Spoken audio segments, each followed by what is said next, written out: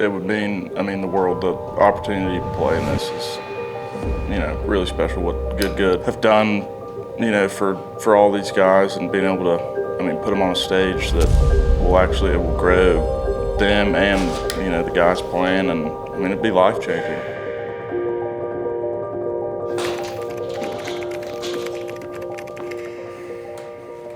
My name's Josh Sedino. I'm from Sacramento, California. I'm 24 years old and I actually live in Scottsdale now. Grew up playing golf. My dad was a 35-year firefighter and on his days off would love to go to the golf course, so I was kind of his excuse to go out there and go play some golf. And so played other sports growing up, but eventually got into just golf and kind of stuck with it ever since. When I was 16 and 17, I got up there and was ranked one of the top juniors in the country and was fortunate enough I went and played college golf at the University of Alabama, which had a couple teammates that are on the PGA Tour now, so that's really awesome. Davis Riley and Lee Hodges have done really well. And so just trying to follow in their footsteps and kind of hopefully get to where they're at right now. Sam Murphy, from Ruston, Louisiana, 24. Got into golf at a very young age. Was very blessed, fortunate to kind of grow up around the game and just fell in love with it. My name is Mark Baldwin. I'm 39 years old, from New Hampshire originally. Yeah, it was my dad took me out to play, and it was just something that a father-son do. We would either go play baseball or play basketball or go fishing, and one day it just happened to be golf, and it was just one of many things that I did, and I ended up not being able to dunk, so golf is my thing. My name is David Kim. I'm age 27. I'm from Buena Park, California. The way I got started into golf was I was about 3 years old. I think at least from what my mom told me, I saw some magazines of Tiger, I think, and for some reason my eyes got stuck on that. And long story short, I apparently took up some chopsticks and I just started swinging it around. Swung chopsticks? Yeah. Yeah, my mom was confused obviously, and after talking with some people, got me my first set, which is a Snoopy set. And yeah, it's just, ever since then, just been playing. My name is Sean Walsh. I'm 28. Oh gosh, I'm getting old. I'm from the Dallas-Fort Worth area, and I probably started playing golf when I was pretty young as a kid. My dad would just kind of like everybody, would go to the driving range and just mess around a lot, but I really wasn't into competitive golf much really until I would say my freshman year of high school. I always tell a story that I went to the first day of baseball practice my freshman year and saw Max Muncy taking batting practice, and I was just like, yeah, I'm gonna go play golf. So really started competitive golf then, a little bit later than some people, but ever since haven't turned back. So. My name is Linus Liljedahl. I'm 29 now. That felt weird to say, almost 30. I'm from Sweden, which isn't necessarily a golf nation. Then my parents brought me to the game at an early age, and an addiction was created to it. My name is Blaine Hale from Dallas, Texas, 26 years old. I kind of got started at a pretty young age, playing with my dad. Kind of fell in love with the sport. I super competitive as a kid, and golf was the one sport that was solo. I would get kind of pissed off at my teammates growing up if we lost games and it wasn't my fault. So my name's Trevor Eulestead. I'm 27 years old. Originally I'm from Jewell, Iowa. So it's just a little small town in Iowa. Grew up playing all kinds of sports. But yeah, I didn't really play tournament golf till my freshman year of high school, and I just kind of got hooked with it. And I played a lot of baseball as a kid, but it kind of switched from baseball to golf. And then I went to a junior college for 2 years, and then went on to University of Missouri for 2 years after that. So my name's Hunter Reed. I am 25. I am from originally Dallas, grew up in Dallas, but we moved to San Diego and got into the game pretty much through my dad. He worked in the industry, and I'd go to the range, hit balls with him, and he'd just be practicing, and I'd just be chipping, putting, doing my thing, and kind of just fell in love with it. Yeah. Oh, there it is. My name is George Markham. I'm 25 years old, born and raised in Phoenix, Arizona. Still back here now. It's cool. It's different. The whole point of playing mini tour golf is you're trying to get as much experience as you can so that you're ready for whatever happens when you make it to the next level. So it's been awesome.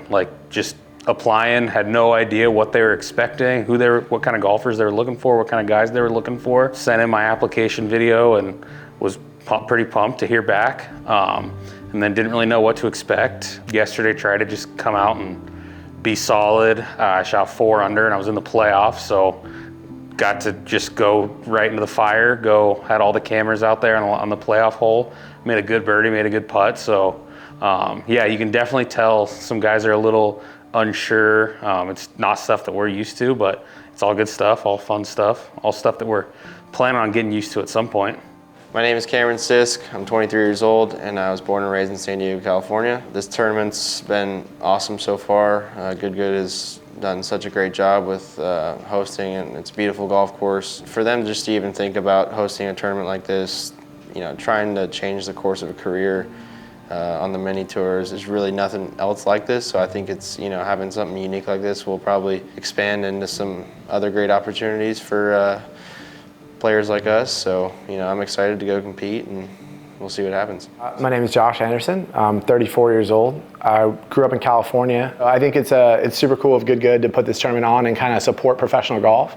I think there's a big gap that can be bridged right now in the YouTube golf, because YouTube golf, like going to the event last night, was kind of mind-blowing to me just to see how many people were there. And I actually ran into a guy that worked with my brother, and he was not into golf, and he drove out from San Diego because he's into golf because of Good. He watched a Good video and he got hooked on golf. So that was kind of an eye-opening experience for me, just to see that he was so into golf because of Good. Yeah. Like, that's so cool to me, bringing people into the game of golf. And I mean, ultimately we need this game to grow and be popular because it benefits all of us, especially on the professional realm. And I started reading about it. I'm like, dude, I can't pass up this opportunity. I mean, it's almost too good to be true. Like, it's basically a free tournament, free run at 50,000. Like, that's unheard of for guys like us. We got to put up money to travel and entry fees. So like, something like this is super cool. Thanks to you guys. Thanks to Good for putting this on. And I think we're all super grateful to be here. For us to be able to play in a tournament that doesn't cost us anything is a huge opportunity. A $50,000 purse, is being able to win that much money can kind of set up the rest of your year, truthfully. The Good Championship is an incredible opportunity for a lot of us. The reality of playing professional golf is that it's very expensive, and that there just aren't any tournaments like this where you don't have an entry fee. It's all upside. It's kind of a free roll in a lot of ways. And if you happen to get really hot for a couple of days, all of your expenses for the year are essentially taken care of. And for me, with a 3-year-old, I have all of the normal expenses that professional golfers do, plus a little wild kid running around. So I'm very excited to be here. I don't know exactly what to expect the next couple of days. I know that because Good is so content driven that there will be a lot of cameras around, certainly more than any of us in this tournament are used to. And it's gonna be a new experience, and it's gonna be fun. Yeah, I mean, this tournament's really unique. When I saw it 2 minutes after it was posted online, and I jumped at it and read the information and was really excited, because for us at this level, making money and profiting as a professional golfer is really tough. If you break even for a year at the level that most of us are at, it's a pretty good year. And so $50,000 is a pretty big purse for us normally. And typically we have to beat 40 people, 50 people. I played in a tournament 2 weeks ago, you had to beat 300 people to win 15 grand. So to only have to beat 11 people to potentially win, that's a huge deal. And I think typically you don't see a group of talent like this, which I think for the viewers at home, it's hard to understand because you might not know a lot of our names, but this field has multiple people that are probably going to play on the PGA Tour at some point. So I think that's a cool aspect of it too, that some people at home probably don't recognize or understand yet. I would say different, at least kind of at the level that I've been stuck at the last few years of just kind of the dev tour. A lot of cameras and stuff, obviously, it's a little bit different, but it's great. Like I told, I'm pretty good friends with Luke, and like I told Luke, it's fantastic of what you guys are doing here. I mean, obviously, the 63 guys that played yesterday, we don't get a lot of opportunities like this. A lot of it is you're putting up $1,000 to $1,500 just in entry fees alone, just to be able to have a place to play. And then you still got to play good and make the cut. And then you're probably looking at, you got to finish top 10% of the field to even break even for the week. So to be able to have a zero cost entry fee and to be able to come out here, and now obviously thankful to play well yesterday and to be able to be in the top 12 and kind of be playing a little bit with house money, it'll be fun. I know that I'm looking forward to it, and I know the other 11 guys are too.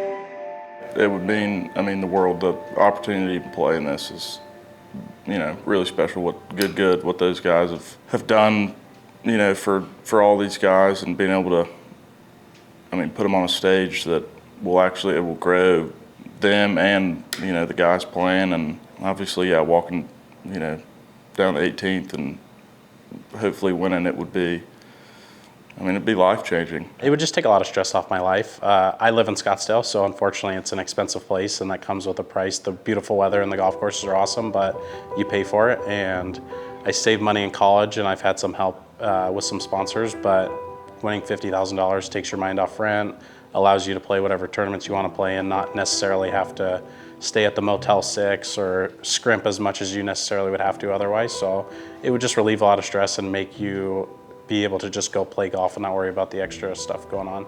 I think just validation for all the hard work and just winning something, and obviously expenses and whatnot, being on the mini tours and traveling and Q schools, and it's not, I think, profitable for a lot of people in my shoes right now. So it would mean a lot, but I think it would just validate a lot of the hard work I've been putting in, and hopefully jumpstart something even further down the road. To win this tournament would mean some financial freedom, a large degree of financial freedom that is so coveted and important in professional golf, because often, like, when things get tight financially, you're, okay, I can afford this tournament. I'm not sure if I can afford this tournament. I can maybe afford that tournament. You're basing your schedule largely on what you think you can afford in that moment and still not put your family in a precarious financial situation. I'm sure, like a lot of us out here, it just keeps us going. Like, we might have all the heart in the world, we might have all the drive in the world, but sometimes life is life and you need money. And and sometimes for some of us, it's really hard to get sponsors. It's really hard for us to make connections sometimes, and 50,000 goes a long way. That might be 2 Canada seasons right there. The $50,000 is definitely, it's one of those, you can't even ignore it. It's not like, oh, I'm just gonna go do it. That's definitely there. But aside from that, I think we really don't know. Like, there's never really been anything like this. So just the exposure, we have no idea who's gonna watch, if anyone's gonna watch this video, or if everyone's gonna watch it. So I think that's something a lot of the guys have been talking to my family about. Like, we don't really know, so we're just gonna try to go put on a show.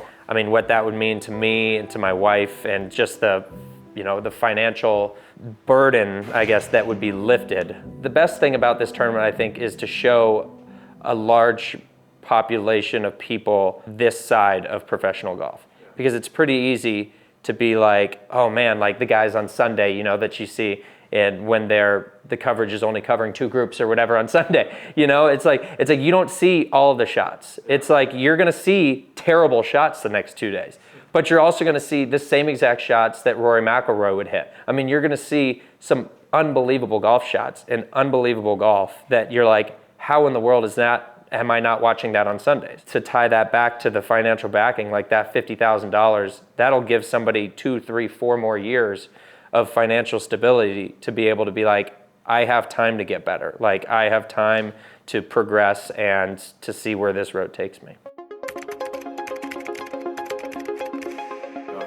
That's interesting.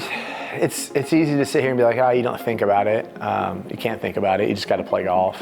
That's what I'm gonna sit here and say. But if you're coming down the stretch and you have a chance to, you're in, top 3 or whatever it is, or you have the lead, you're gonna be feeling a little more pressure for sure. But try not to think about it as much. But inevitably, it's always in the back of your mind, right? What the stakes are. It doesn't matter what level you're playing golf at. Like, if you're playing for whatever the money is, it's still always in the back of your mind a little bit. There's so many guys that would be, paying just to be here doing what we're doing. So I think that's a really cool thing, just to have the opportunity to be around these guys, up close and personal, and seeing what they're like. A lot of great personalities out here, and all the cameras is really cool. You're learning more and more, and just how to play under pressure. And it's going to do everything. It's going to do a bunch of good things for our games and different situations that we may come upon later in our careers. You don't often get the chance to have to beat 11 guys for 50 grand. And so I think that'll be weighing heavily on everyone's mind. And the top prizes are what everyone's aiming for. So I think there will be a degree of freedom playing early on, and like the closer we get to the end, the finish line, things will start to tighten up and the vice starts to grip you a little more. But you don't know until you're there, right? And so then it's a matter of, like, when you start to feel all that pressure come crashing down, the larger questions of the meaning of the money and how you're going to use it start coming into your head with a few holes to play, the challenge becomes how do you push that out and just start playing golf again. And it's a struggle that every player has to deal with uniquely. And I think I'm in the best position to deal with it that I've been in a while. I think for the low end for me, so I was ranked one of the top junior golfers in the country. I went to the University of Alabama where we were back-to-back national champions coming into after my freshman year. And so I got hurt, I started not playing well, and I went through a time where I suffered with some depression and anxiety, and it took me some time to understand what that is, because as a 19 and 20-year-old guy, you just don't necessarily know a lot about that, and this was kind of pre the big mental health boom. And so I think now it's more openly talked about, but it took some time to get over that and kind of figure that and go from where at one point in my time I was winning a lot of tournaments I was playing in to where I couldn't even make my 5-man college roster to kind of getting back to where I was a very good golfer again. But it kind of propelled me to where I'm at now and has kind of made me stronger as a person and as a golfer for sure. Last year, me and my wife, we moved to Dallas, and I missed it second stage of Q school, and I was kind of like out of money. I took a job caddying at Dallas National, so I wasn't really playing much golf competitively the last year. I mean, there's always going to be lows if you miss a Q school or not playing well. It's your livelihood, it pays the bills. So you don't know, sometimes you might go a month or two without making any money, but you could win this tournament with 50 grand. Yeah. So that's kind of the ups and downs, I'd say, from a financial perspective, is that, yeah, you have like this tournament, you have a good week, you make 50 grand, that can last you for 4 or 5 months. Yeah. Pro golf, it's such a roller coaster. I mean, I think it's the hardest thing that any of us will ever do in our lives, for sure. I mean, I think that, I mean, I have all my friends that are in the business world and are just, corporate in general, and I'm always like, what's it like getting a paycheck every 2 weeks? I was like, what's it like having, like, maybe you have a tough 2 weeks, and what if your boss came to you and said, by the way, you're not getting paid this week because you didn't do well. I mean, that's what everybody always tries to parallel mini tour golf to like baseball in the minor leagues. And I'm like, it's kind of like that, but it would be like that if the pitcher walking out onto the mound had to pay $500 to pitch. And if you pitched well, then you would get paid for that game. But if you pitched poorly, you don't get to see that money. Every year, you start to question yourself. It's lonely out there. It's expensive. We're not making a lot of money at this level, and you just kind of, especially when you're struggling, you're like, man, is this really worth it? But it all comes back to, I think all of us are in the same boat. Like, we just love playing tournament golf. It's just what we do, and we're trying to make a career out of it. I don't want to be old and look back and figured why I didn't stick it out or why I didn't give it a shot, and so that's what I'm doing. Yeah, I'll never forget my first pre-qualifier for a tour event was in Houston, and I'm in Ruston, Louisiana, so it was 5.5-hour drive, and get there, you're by yourself, you don't have anybody to play practice round with, you're just kind of going through the motions, and bogeyed like the last 4, missed it, and just the drive home, you're just like, is this really what you want to do, but I don't know, you use those moments to kind of make yourself stronger too, so you got to learn from the failure. Before COVID, I was playing really well on Korn Ferry Tour, and I was in the top 50 on the points list, and then we had the suspension for a couple of months, and we had Miles in that time, and everything just changed. The world changed, my life changed, and I went on just like a horrific miscut stretch. I think I missed like 8 cuts in a row coming back from that. And you just question kind of everything about your life choices at that point. You get down to the bottom of the barrel financially, there's a lot of responsibilities at home, you lose confidence in yourself. And I think separating your scores from your self-worth is something that I've had to learn to do, and just trial by fire, and that's how I've learned to do it. But it doesn't mean that you don't still feel those, those same feelings even today, having gone through that, but have to remind yourself to keep things in perspective. So I think that was probably it, is like being a new dad, trying to figure out how to be a parent, going from playing maybe some of the best golf in my life to just not really knowing how to keep, the golf ball in play and make a 6-footer when it mattered.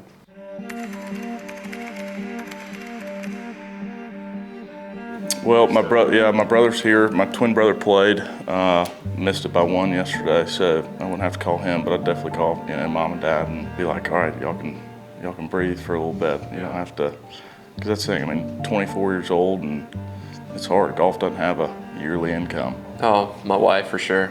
Yeah, she puts up a lot with me, so probably her and my parents, my family. I mean, at the end of the day, if I'm the one to get it done, I was having a conversation with my dad this morning about, because I got through the playoff. I was the last putt to go in the playoff yesterday. So I mean, I'd love nothing more than to be able to call him and tell him, I made the last putt of the real tournament. So yeah, I've gotten a habit of I'll talk to him and then I'll talk to my girlfriend after every round and just either vent about what didn't go wrong and they can listen to that, or making a better effort to if it went well or it went poorly, tomorrow's gonna be another day. We're gonna go home and have dinner tonight and forget about it, whichever way. But yeah, I would definitely love to, at the end of tomorrow, just be able to talk to them, talk to my parents and tell them that we had a good week. My wife will be tuning in and really interested to find out what happens. If I'm in contention, my guess is that she'll show up on the 36th hole on Thursday.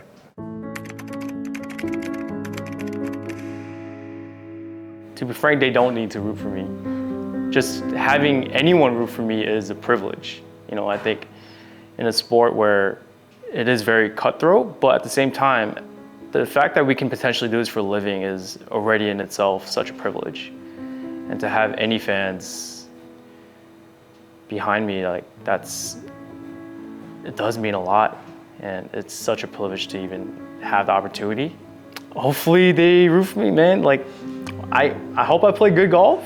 I would say, I don't know, maybe I come off a little quiet on the golf course. I'm not super emotional, either happy or sad or angry or whatever. I kind of keep it pretty level. So for someone that likes a level-headed guy that, likes to have a good time off the golf course, I'm your guy.